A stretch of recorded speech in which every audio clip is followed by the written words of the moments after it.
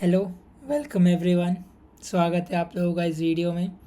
आज के इस वीडियो में हम समझेंगे एरिथमेटिक मीन, ज्योमेट्रिक मीन और सिग्निफिकेंस यार देखो, सिग्निफिकेंस समझने से पहले हम एरिथमेटिक मीन और ज्योमेट्रिक मीन का क्या करेंगे, थोड़ा सा फील लेने की कोशिश करेंगे। ठीक है कि देखो, एरिथमेटिक मीन और ज्योमेट्रिक मीन ये तो सब लोग पढ़ा देते हैं या सब लोग समझ जाते हैं, पर इसका एक्चुअल रियल लाइफ में यूज़ क्या है हम वो समझने की कोशिश करेंगे। इसको हम यूज़ कहाँ कर सकते हैं और इसका एक्चुअली मैथमेटिकल इंटरप्रिटेशन क्या है, इसका एप्लीकेशन क्या है, उस चीज़ को हम समझने की कोशिश करेंगे। तो ये बहुत ही एक प्रैक्टिकल क्लास होने वाला है, जहाँ पे आपको थ्योरेटिकल नॉलेज तो मिलेगा ही मिलेगा, बट आपको ये भी समझ में आएगा कि इसको हम प्रैक्टिकली कैसे इम्प्लीमेंट कर सकते हैं। विथ एग्जांपल्स हम देखेंगे और एट दी एंड क्या करेंगे, relationship between A M and G M, हम दोनों के बीच में क्या रिश्ता है, ए एम और जी एम के बीच क्या रिश्ता है, ये रिश्ता डिराइव कैसे होता है, ठीक है, और इस रिश्ते का भी क्या मतलब है और हम कहाँ यूज़ कर सकते हैं, उसको भी हम थोड़ा सा डिटेल में समझने और इम्प्लीमेंट करने की कोशिश करेंगे। तो ज़्यादा टाइम वेस्ट नहीं करते हैं, वीडियो को शुरू करते हैं। अब वीडियो पसंद आएगा तो लाइक वाइक कर दीजिएगा, ठीक है। चलो, तो सबसे पहले देखो एरिथमेटिक मीन, ठीक है। एरिथमेटिक मीन क्या होता है, देखो एकदम सिंपल भाषा में समझो तो ये बात है एवरेज की। आप कोई भी चीज़ की जब एवरेज लेते हो तो वो क्या हो जाता है, एरिथमेटिक मीन कहलाता है। फॉर एग्ज़ाम्पल, मैं आपको अगर 3 नंबर दे दूँ, 10, 11 और 12, और मैं आपको कहूँ कि इन तीन का आपको एवरेज लेना है, तो आप क्या करोगे, 10 प्लस 11 प्लस 12 और इसको डिवाइडेड बाय क्या कर दोगे, 3 कर दोगे, और ये जो भी इसका आंसर आएगा वो आंसर क्या हो जाएगा, इसका आपका एरिथमेटिक मीन हो जाएगा। ये तो देखो सिंपल सिंपल सा यही इसका डेफिनेशन होता है। अगर आप इसकी डेफिनेशन भी समझने की कोशिश करोगे तो आप यहाँ पे देखो, ये हमारा फॉर्मूला है जो आर आई इक्वल टू क्या कहता है कि सारे चीज़ों को प्लस कर दो और डिवाइड बाय कितने नंबर ऑफ ऑब्जर्वेशन है उससे इसको डिवाइड कर दो। तो ये तो मैथमेटिकल फार्मूला हो गया, पर इसको थोड़ा सा और डीप में समझने की कोशिश करते हैं। एक एग्जांपल ले लेते हैं। आप समझो आप एक इन्वेस्टर हो, ठीक है, इन्वेस्टर या आप एक कोई स्टॉक मार्केट में इन्वेस्ट करते हो। तो आप समझो आपने एक स्टॉक में इन्वेस्ट किया और आपने फर्स्ट ईयर उस स्टॉक से फॉर एग्ज़ाम्पल 10% का रिटर्न कमाया, ठीक है, ये आपने ईयर नंबर 1 में कमाया। आपने सेकेंड ईयर उसी स्टॉक में अगेन फॉर एग्ज़ाम्पल 15% का रिटर्न कमाया, और अपने थर्ड ईयर उसी स्टॉक में फॉर एग्ज़ाम्पल ले लेते हैं आपने 20% का रिटर्न कमाया। मतलब आप एक अच्छे इन्वेस्टर हो, 10%, 15% और 20% आपने तीनों साल में कमाया, ठीक है। अब अगर मैं आपको ये पूछूं कि मेरे को ये बताओ कि आपने एवरेज हर साल कितना कमाया इन 3 साल की पीरियड में। आप क्वेश्चन को ध्यान से समझना कि अपने पहले साल तो देखो, पहले साल मैंने 10% कमा लिया, दूसरे साल 15% कमा लिया और तीसरे साल मैंने 20% कमा लिया, पर अगर इन तीनों साल का मैं एवरेज देखूं कि मैंने हर साल एवरेज कितना कमाया है, तो आप कैसे निकालोगे एवरेज। आप सिंपली क्या करोगे, आप करोगे 10 प्लस 15 प्लस 25 और इसको डिवाइडेड बाय क्या कर दोगे, 3 कर दोगे, तो इसका आंसर कितना आ जाएगा, 25, 35, 40 और ये 50 डिवाइडेड बाय 3 है ना। इसका जो भी आंसर होगा ये ऑलमोस्ट हो जाएगा आपका 1 और 16.6 के आसपास आपका एग्ज़ाम मतलब ये आंसर हो जाएगा। तो मैं ये कहूँगा कि आपने 16.6% का रिटर्न कमाया एवरी ईयर, ठीक है। तो ये हो जाएगा हमारा एरिथमेटिक मीन और ये हो गया इसका मतलब। पर आप एक कोई ऐसा सिनेरियो सोच लो, ये तो मैंने हैप्पी केस बता दिया, ठीक है। अब आप एक ऐसा सिनेरियो सोचो, एक सिनेरियो हम ये मान लेते हैं, थोड़ा सा इधर आ जाते हैं। एक सिनेरियो हम ये मान लेते हैं कि आपने पहले साल 10% कमाया, ठीक है, पर आपने दूसरे साल 5% का लॉस कर दिया, और फिर आपने तीसरी साल 25% कमाया। अब अगर मैं आपको पूछूं कि आपने टोटल इन 3 साल में एवरेज कितना कमाया, तो क्या आप अभी भी यही काम करोगे, 10 plus of -5 plus of 25 divided by 3। क्या लगता है ये आंसर आपका जो भी आएगा, क्या आपका ये आंसर सही आएगा? बिल्कुल भी नहीं, ठीक है। और ये सही क्यों नहीं आएगा इसको हम थोड़ा सा और डिटेल में समझेंगे। अगर आपको ये समझ में आ गया ना तो आपको ज्योमेट्रिक मीन भी समझ में आ जाएगा सही क्यों नहीं आएगा, ठीक है। सबसे पहले तो इसका आंसर देख लेते कितना होगा, 10 और ये 25, तो कितना हो गया 20 और 30, तो 30 divided by 3 which is equal to almost 10%, ठीक है। तो हमें ये एरिथमेटिक मीन इसका कितना आ गया, ये हो गया हमारा एरिथमेटिक मीन, जो कि ये कह रही है कि हमारा 10% का रिटर्न आ रहा है। बट आप एक ऐसा एग्जांपल ले लो रियल लाइफ सिचुएशन में ये चीज़ कैसे बिहेव करेगी। रियल लाइफ सिचुएशन में मान लो आपके पास 100 रुपये थे, ठीक है। आपके पास 100 रुपये थे और आपने पहले महीने अगर 10% कमाया तो आपके 100 रुपये कितने बन गए, 110 रुपये बन गए, ठीक है। अब आपने दूसरे महीने जब आपने -5% का लॉस किया तो ये जो -5% का लॉस होगा, ये -5% का लॉस क्या इस 100 रुपीज़ पे आपने 5% का लॉस किया या इस 110 रुपीज़ पे 5% का लॉस किया। आप समझ गए होगे, आपने 110 रुपीज़ पे 5% का लॉस किया है, ठीक है।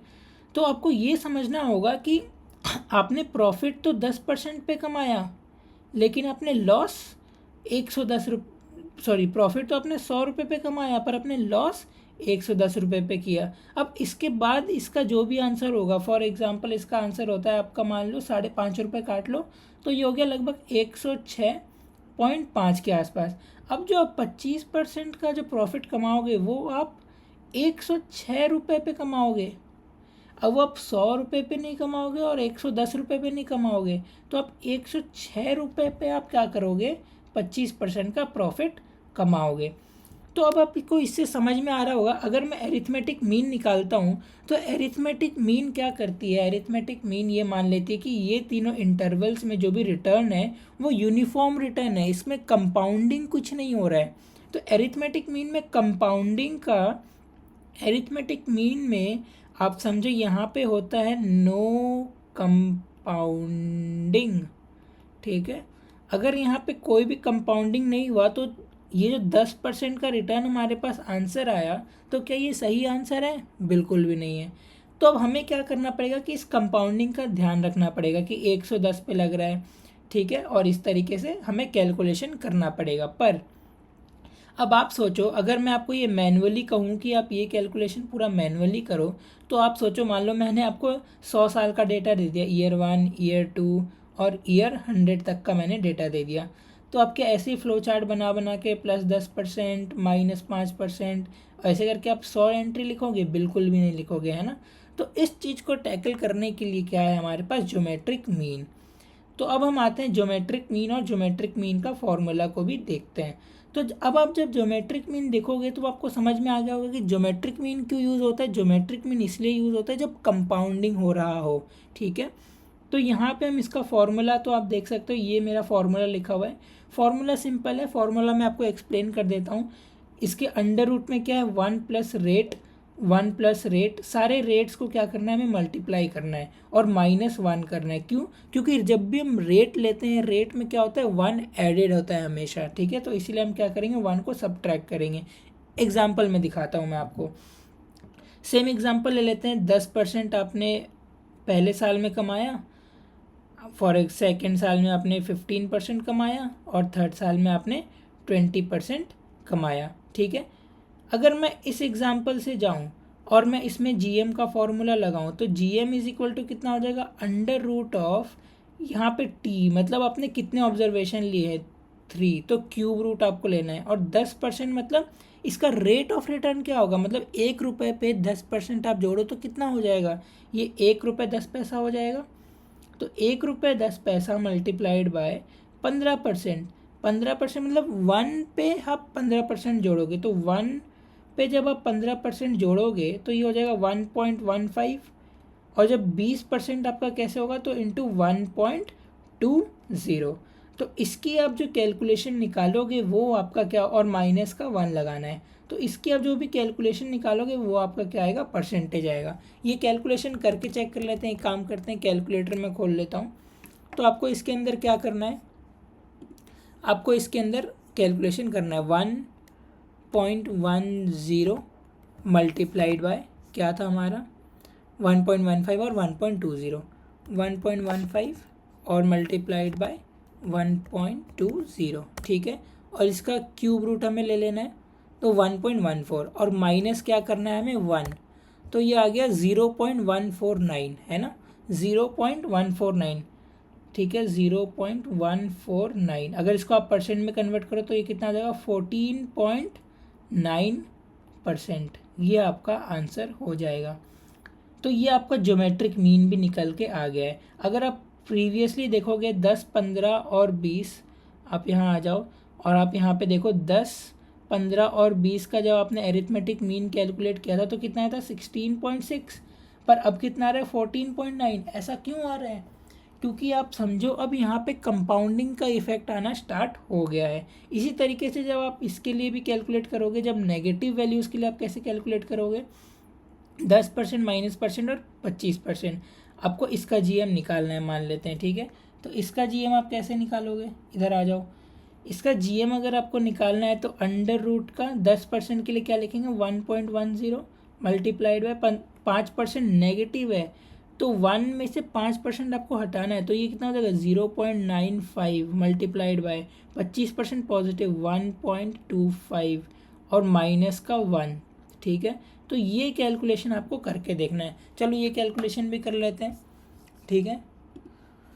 1.10 मल्टीप्लाइड बाय 0.95 मल्टीप्लाइड बाय 1.25, ठीक है, इतना आ गया। और इसका अपन क्या कर लेंगे, क्यूब रूट ले लेंगे, इतना आ गया, और माइनस क्या कर दूंगा मैं 1 कर दूंगा, तो 0.093, ठीक है। तो ये कितना हो गया, ये हो गया आपका 0.093। अगर इसको परसेंट में कन्वर्ट करूँ तो हो गया 9.3%। और यहाँ हमारा कितना आया था एरिथमेटिक मीन, अगर हम निकाल लेते तो 10% आ रहा था। तो आप देख रहे हो, तो ज्योमेट्रिक मीन है वो हमेशा एरिथमेटिक मीन से क्या है, छोटा है या फिर बराबर भी हो सकता है। बराबर कब होगा, जब आपके पास एक ऐसा डेटा सेट हो जाए कि पहले साल भी आपने 10% कमाया, दूसरे साल भी आपने 10% कमाया, तीसरे साल भी आपने क्या किया 10% कमाया। तो ये क्या है कि यूनिफॉर्म डेटा है, तो यूनिफॉर्म डेटा में क्या होगा कि हमेशा बराबर ही होगा, ठीक है। तो ये रिलेशनशिप भी आपको क्या हो गया होगा, क्लियर हो गया होगा। अब एक आगे चलते हैं, मैंने आपके लिए एक छोटा सा एग्जाम्पल भी रख रखा है, आपको एक एग्जाम्पल से थोड़ा सा और बेटर अंडरस्टैंडिंग मिल जाएगा। हालांकि ये एग्जाम्पल भी मैंने कवर कर लिया है, बट आप देख लो कि अगर क्वेश्चंस कभी आया या कुछ भी आया अगर एग्ज़ाम्स में, तो आपको किस तरीके से आएंगे, रियल लाइफ में आप किस तरीके से सिचुएशंस को हैंडल करोगे, ठीक है। तो आप देखो यहाँ क्या लिखा है, एक एनालिस्ट है जिसने देखा है कि annual rate of A hedge fund इस इतना इतना है। तो एनालिस्ट क्या कह रहा है कि 2008 में उसका 22% का था रिटर्न, 2009 में उसका 25% नेगेटिव हो गया, 2010 में उसका 11% पॉजिटिव हो गया, ठीक है। अब हम इसका रिटर्न कैलकुलेट करेंगे। तो आप रिटर्न कैसे कैलकुलेट करोगे, ज्योमेट्रिक मीन से कैलकुलेट करोगे। एरिथमेटिक मीन आप यहाँ पे यूज़ नहीं करोगे। क्यों नहीं करोगे, क्योंकि यहाँ पे कंपाउंडिंग हो रहा है, यहाँ पे -25% भी है, ठीक है ना। नेगेटिव की वजह से हम यहाँ पे एरिथमेटिक मीन का यूज़ नहीं करेंगे। तो ज्योमेट्रिक मीन आप कैसे लगाओगे, अंडर रूट ऑफ 22 के लिए क्या लिखेंगे 1.22 मल्टीप्लाइड बाई 25, माइनस के लिए क्या लिखेंगे 0.75 मल्टीप्लाइड बाई 11 के लिए क्या लिखेंगे 1.11, और इसको क्या कर देंगे माइनस का 1। इसको कैलकुलेशन कर लेते हैं, 1.22 मल्टीप्लाइड बाय 0.75 मल्टीप्लाइड बाय क्या था लास्ट वाला 1.11, ठीक है। इसका हम क्या कर लेते हैं, क्यूब रूट ले लेते हैं, ठीक है, और इसमें क्या कर देंगे माइनस का 1 कर देंगे, तो 0.005 है ना। तो ये आ गया कितना 0.005। अगर इसको परसेंट में कन्वर्ट करें तो मल्टीप्लाई बाय 100 कर देंगे, 2 डिजिट इधर, तो ये कितना हो जाएगा 0.5%। ये आपका आंसर हो जाएगा, ठीक है। तो इस तरीके से क्या होता है कि एरिथमेटिक मीन और ज्योमेट्रिक मीन का हम यूज़ करते हैं। और ये रिलेशनशिप भी आपको अब समझ में आ गया होगा कि ज्योमेट्रिक मीन तो क्या होगा, हमेशा एरिथमेटिक मीन से छोटा ही होगा। क्यों होगा, क्योंकि इसमें हम compounding is taken into account, और इसमें simple average, this is simple average, ठीक है। तो ये होता है एरिथमेटिक मीन और ज्योमेट्रिक मीन का डिफरेंस। एक और मीन होता है हार्मोनिक मीन, उसको भी अगर समझना होगा तो मैं समझा दूंगा, कोई दिक्कत नहीं है। बट फिलहाल के लिए इस वीडियो का कंटेंट इतना ही था, अभी के लिए मैं इतना ही रखता हूँ। आगे और भी हम नए टॉपिक्स लाते रहेंगे। कमेंट करिए आपको वीडियो कैसा लगा और आपको अगले किस टॉपिक पे वीडियो चाहिए। ठीक है, तब तक के लिए मिलते हैं। Bye bye, good night.